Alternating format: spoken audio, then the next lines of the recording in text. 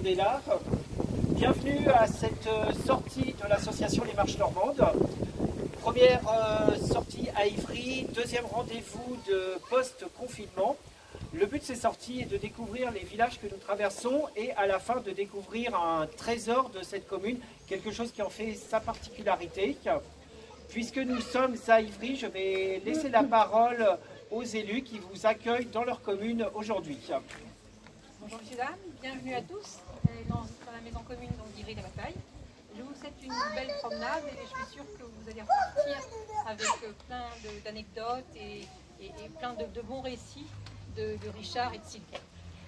Alors c'est Sylvie qui va nous guider aujourd'hui.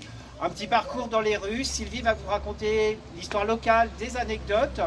Ce que je vous demande, c'est le temps de cette sortie de respecter bien évidemment les règles sanitaires en cours actuellement.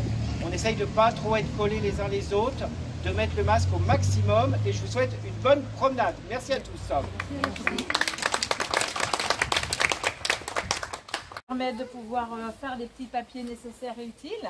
Nous allons aller à pied par le vieux quartier, nous retrouver gentiment, tranquillement, même en discutant entre nous par rapport à ce qu'on a envie de savoir, connaître, jusqu'en haut de la rue Henri IV, où là nous nous regrouperons au mieux possible, selon l'ombre, les voitures, la circulation, pour que je vous raconte la maison de l'Ange. Quand la maison de l'Ange aura été débattue, nous reviendrons ici, je vous parlerai de la mairie, son histoire, et puis peut-être que là, groupe par groupe, parce que d'un seul coup, vous ne verrez rien, pardon, nous rentrerons dans la mairie avec le circuit obligatoire, pour aussi, donc on entre par là, on fait le tour devant la table pour le temps qu'on a besoin pour regarder ce qu'il y a, et on ressort par là. Vous n'hésitez pas à nous demander, à nous poser des questions, enfin bref, vous savez ce qu'on fait dans une sortie. Voilà, donc on démarre en sortant d'ici et on s'en va sur la droite. Par la ruelle, la seule rue qui n'a pas de nom à Ivry, c'est ce que vous venez d'emprunter. Il y a la ruelle Saint-Germain, il y a la ruelle, mais celle-là n'en a pas, donc c'est la ruelle tout court. Et elle borde une bonne maison qui a des poutres et qui est bâtie en bois, sur du bois bien entendu. Dans quelques temps, nous vous amènerons juste à côté, mais vous voyez pour l'instant, rénovation oblige, on va repasser par une autre ruelle qui, elle, s'appelle la ruelle du Bailly. C'est la plus jolie par rapport au mur qui l'encadre. On nous a longer la maison du Bailly, qui était à son époque moyenâgeuse, la personne qui gérait une commune, c'était pas le mot, un village au point de vue gendarme, au point de vue percepteur, au point de vue administration. Et cette maison, et on va la loger, vous allez voir son architecture, elle date vraiment de... Et il y avait même la prison. Et la prison, c'était... La ruelle de la prison, c'est celle qui est derrière vous. Et là, vous allez marcher dans la rue des Belles Femmes. Imaginez le bailli, la prison, les gendarmes, qui étaient les belles femmes.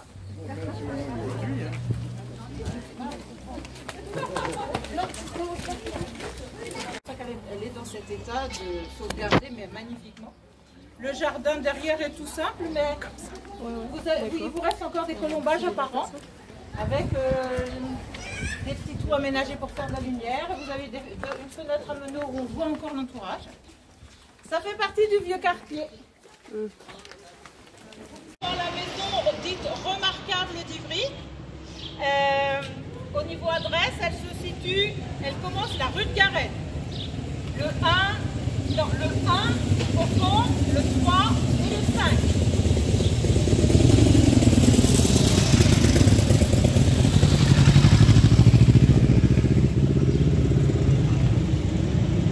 On estime sa construction au XVIe siècle, c'est-à-dire pendant le règne de François Ier, pour vous situer un peu. On va attacher, mais c'est comme ça.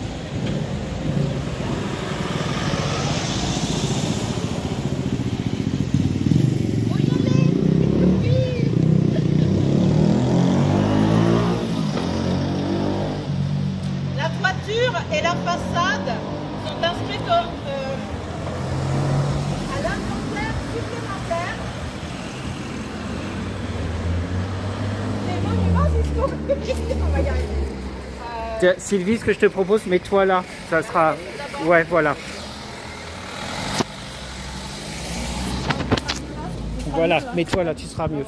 Voilà. Cette inscription a eu lieu en 1932, à l'époque du maire qui s'appelait Monsieur le Maire. Demeure qui encadre le croisement d'ici.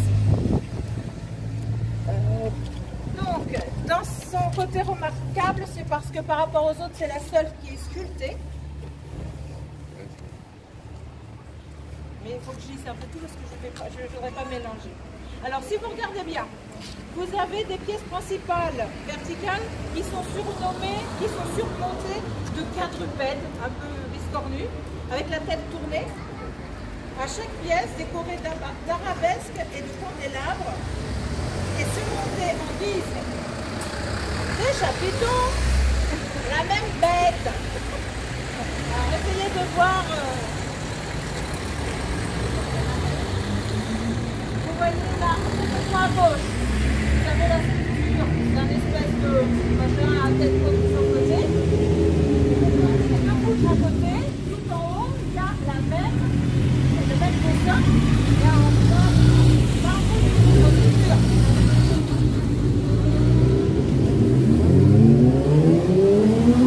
Les voitures, ça va, mais les motos, je ne peux pas parler. Alors, personne ne peut dire ce que représentaient ces bestioles, entre guillemets. Est-ce que c'était une allusion au nom, à la profession, aux armoiries du propriétaire de l'époque? On ne trouve pas de document, nous le proposons, nous le certifions en tout cas. Vous avez un dessin, S-A-I-N-T-S, il est quatrième profil. Il n'y a plus de tête. Soit le bois cassé, soit la révolution malin pensée, soit été visée. Il n'y a plus de tête. Par contre, au beau milieu, là vous avez une histoire qui est beaucoup plus facile à raconter. En haut, vous avez Saint-Martin. Saint-Martin, en 3 mots, son histoire c'était très simple. C'était quelqu'un qui est né en 316 après Jésus-Christ, en pleine expansion du christianisme qui se posait, qui était déjà quand même controversé, les anciens, les païens, tout ça. Et il voulait se consacrer à la religion. Son père, qui était un simple romain, n'a pas voulu, l'a obligé d'intégrer les rangs de l'armée. Et au fur et à mesure qu'il est monté dans la hiérarchie, ce père, il est allé jusqu'à être scribe. Et il a laissé son fils plus de 25 ans dans les rangs de l'armée. Où il n'a pas payé. Non, ça ne l'intéressait pas, il préférait aider les autres et tout. Et un beau jour, il a rencontré quelqu'un qui était si pauvre, et lui, il avait déjà plus beaucoup de sous non plus. Et bien, il faisait trop froid, il a découpé sa carte de soldat romain en deux, et il a donné la moitié à celui de Courvoer qu'il a rencontré. Quand la nuit est arrivée, il a vu entre guillemets, Jésus-Christ avec l'autre moitié de sa carte. Il a raconté ça, si bien que ça s'est passé, vu son comportement, vu sa vie. Les gens ont embelli, ont gardé cette histoire. Et on a même écrit son histoire du temps de son vivant. Aujourd'hui, on a écrit pour Mère Teresa. Eh bien, en 300 et quelques, 300... D'ici, j'ai même cru la dernière fois que c'était un Iroquois, voyez-vous. Mais j'ai pas trouvé d'idée à propos d'un Iroquois sur la maison de l'An. Par contre, la coiffe, la figure, qui peut-être que là, ça peut avoir rapport avec celui qui a commandé la maison, peut faire la maison, ça serait plus logique. Et bien, les traits sont un peu masculins, mais ils n'ont pas signé. Et puis, est-ce que le marché est ailleurs? Il y aurait 4, c'était une demande, mais alors, j'en ai vu une réponse.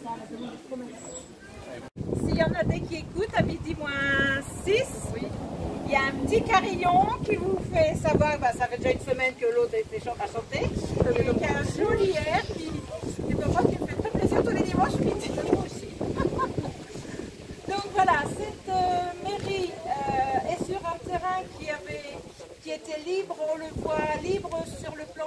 1743, il n'y avait rien. La première maison, c'était la mienne, c'était des bâtiments à la place de la pharmacie, et après c'était rien. Que du pré, que le cours d'eau existait, et l'abbaye de Notre-Dame, chez vous, à l'autre, alors là, dans les comment ça s'appelle, très à l'écart des villes, à l'autre bout, là-bas, bien écarté, bien tout seul. Bien entendu, en 1870, à peu près, tout le monde a révolutionné un petit peu dans l'Europe. Ivry n'est pas passé à côté, tout s'est développé. Ivry avait la chance d'avoir des forces motrices à tous les ponts, le long de la rivière Neur, ce qui donnait une belle industrie. Donc ça a augmenté, ça a fleuri, ça s'est développé en mettant à profit tous les progrès qui pouvaient se faire. Et la ville a pris de l'essor en population, en travail. Et la gare est arrivée en 1800. La gare a été ouverte en 1873. Et tout ça faisait qu'il y avait des besoins dans une ville, la gérer. Et les mairies qui étaient en ville étaient trop petites. Alors à l'époque, la mairie de la Révolution, elle était de l'autre côté du San Silvano, là où il y a une maison qui a des fenêtres arrondies. C'était sûrement trop petit. Donc le maire de l'époque, propriétaire du terrain, l'a vendu, l'a donné, j'ai pas d'acte. Je sais pas, mais c'était un certain monsieur Leveigneur. Et donc ils ont embauché des architectes, une armée de constructeurs d'Évreux. En 1881, la première pierre a été posée, et en 1883, eh bien, les administratifs, monsieur le maire, sont rentrés en mairie ici. Il y a derrière 4 classes, plus un bâtiment qui a servi à l'école enfantine. Vous avez 2 plaques de chaque côté de la porte centrale.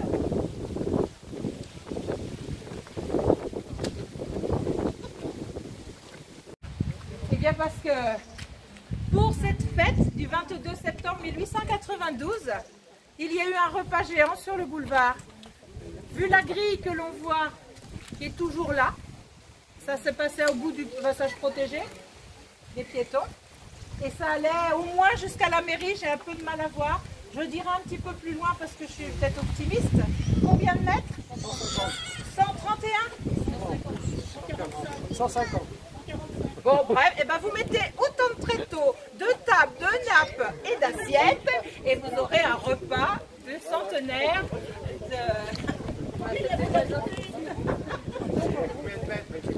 Alors, ils ont été conviés au banquet, et pour cela, il y avait une assiette commémorative. Donc, si mes souvenirs, là je ne mets pas mes mains dans le feu.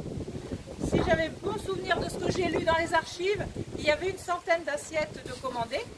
Ils ont été obligés d'en commander en catimini beaucoup plus parce qu'il y avait beaucoup plus de convives qui ont demandé d'être là. Et peut-être que dans vos maisons, vos familles, vous avez l'assiette d'Ivry. Mais bon, ça casse et je n'ai pas assez de main pour la présenter. Ça sera pour la prochaine secret. Toutes les familles ont gardé, qui ont participé, ont gardé l'assiette de cette commémoration. Et maintenant, ça fait l'objet de collection de collecteurs Ivry.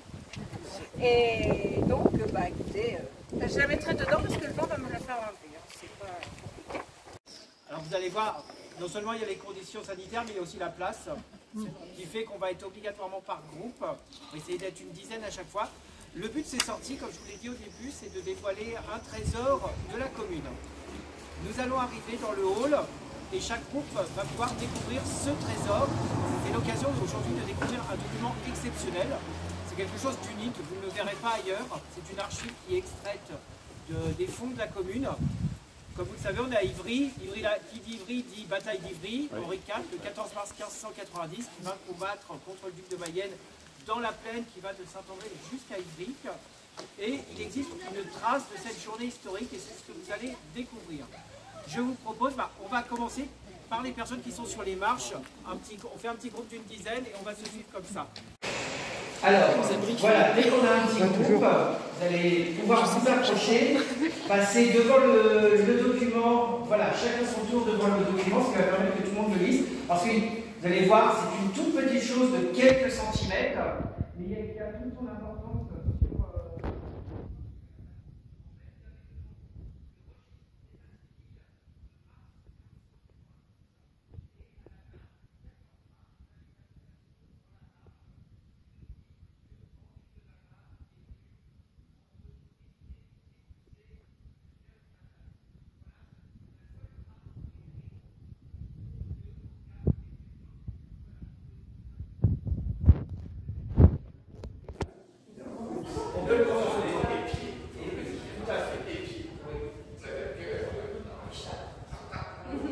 Et c'est la seule preuve, c'est le seul élément tangible d'époque, le seul document d'époque qui existe.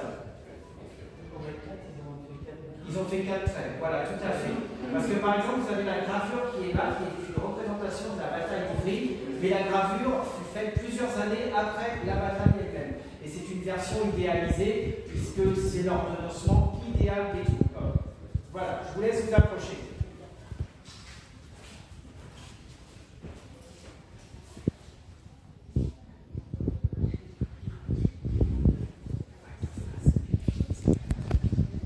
Alors on se répartit de chaque côté, voilà, on se répartit. Allez, on fait rentrer les derniers, voilà, et voilà. Allez. Voilà, on a le droit de s'approcher un peu. Il y en a encore qui arrivent. Voilà, on fait rentrer, voilà, s'il y en a encore. Donc, allez, on fait rentrer le, voilà, et on se répartit. On essaie. Bah, vas-y. Bon, vas-y. Alors, le temps pour que tout se passe. Donc, comme je vous l'ai expliqué en bas des marches, qui dit bataille d'Ivry, dit la bataille, dit bataille d'Ivry, le 14 mars 1590, Henri IV mena un combat contre le duc de Mayenne. Il n'y a aucun document d'époque du 14 mars 1590. Les gravures sont arrivées bien des années après. Les gravures qu'on peut voir dans tous ces gravures-là, dans tous les livres, ont été faites, personne n'a vu. Ça a été fait selon des témoignages. Par contre, dans les archives d'Ivry-la-Bataille, il existe le registre d'état civil où est annoté dans la marge du 14 mars 1590 le moment où Henri IV est venu mener bataille dans la plaine entre Boussay et Épied. C'est le document qui est ici et que vous allez pouvoir voir, vous allez pouvoir vous en approcher. C'est la seule trace tangible qui nous prouve que Henri IV est venu dans la plaine. Donc je vous invite à découvrir ce registre. Vous allez voir aussi sur la table donc, un plan qui nous donne l'ordonnancement de la bataille qui a été fait quelques années après. C'est une gravure allemande. Donc l'auteur de la gravure n'a jamais vu la bataille, mais il s'est inspiré de la façon dont ont été ordonnées les batailles à l'époque. Ce qui est très intéressant, par contre, on retrouve le nom des régiments et des principaux guerriers sur cette gravure. Juste à côté, une petite carte postale, c'est une des représentations de la bataille d'Ivry. Un autre document qui est très intéressant, c'est Bonaparte qui vint à Ivry le 24 octobre 1802. Pourquoi? Tout simplement parce que l'obélisque commémoratif de la bataille d'Ivry fut mis à terre à la Révolution et Bonaparte, en 1802, rencontra le maire d'Épied et d'Ivry et ordonna la réédification de cet obélisque qui fut inauguré 2 ans plus tard, en 1804. Donc je vous invite à vous approcher des documents pour pouvoir bien les lire et vous allez voir finalement, on arrive plus de 4 siècles, quasiment 4 siècles et demi après, à quand même lire le document. Vous pouvez vous approcher. Alors c'est juste dans la marche que vous avez la petite annotation.